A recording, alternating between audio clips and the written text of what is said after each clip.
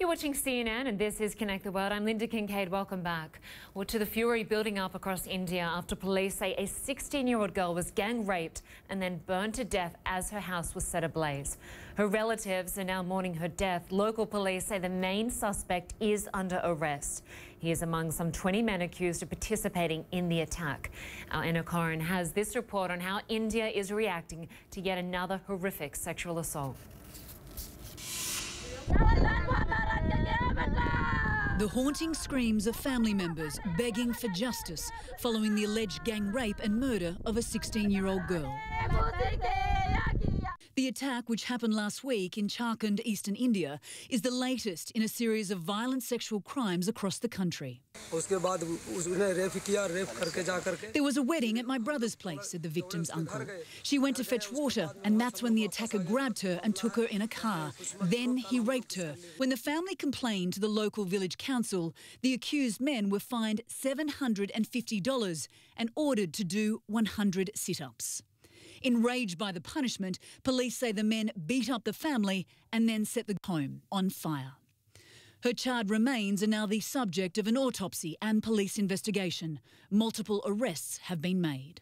A rape is a rape, and these rapes, including gang rapes of young girls, is increasing. It's not decreasing. India has been reeling from a string of highly publicised attacks that have sparked protests. Earlier this year, an 8-year-old girl in the northern Indian state of Jammu and Kashmir was abducted, drugged and held captive in a temple where she was repeatedly raped by several men before being strangled to death. Despite the national outcry over this brutal attack, Indian Prime Minister Narendra Modi was accused of being extremely slow to respond. His days of silence widely criticised until finally addressing the crime. I want to assure the country that no culprit will be spared, he said. Complete justice will be done. Those daughters who have become the victim of such crimes will get justice for sure. But justice is sadly elusive for the surviving victims and families. Authorities claim more than 100 cases of rape are reported each day. That's roughly one every 15 minutes. There was a 12% rise in the number of reported cases from 2015 to 2016, but there are more than 15,000 rape cases awaiting trial. It's a huge social, cultural problem in India. And the other fact is that the conviction rate was 3%.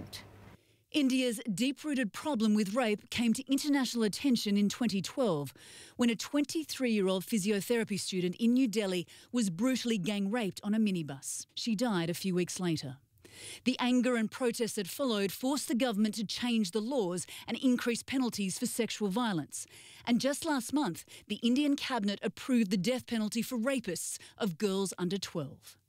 But critics say those laws are yet to be enforced and attitudes still haven't changed. Unless the way women are viewed changes culturally, we're not going to see any stoppage of violence against women. Anna Coren, CNN, Hong Kong. Well, earlier, my colleague Christy Lustau spoke with the chairperson of Delhi's Commission for Women, Swati Maliwal. She could not contain her rage at India's rape problem and called for dialogue about her country's sexual assault epidemic. What is happening in our country is that there is a complete lack of sense of justice.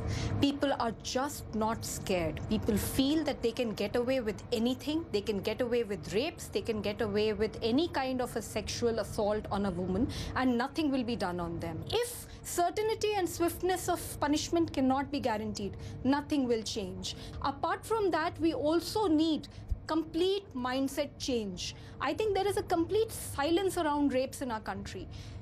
People are molested, women are molested in buses, and people move on, and there is no conversation, there is no hue and cry.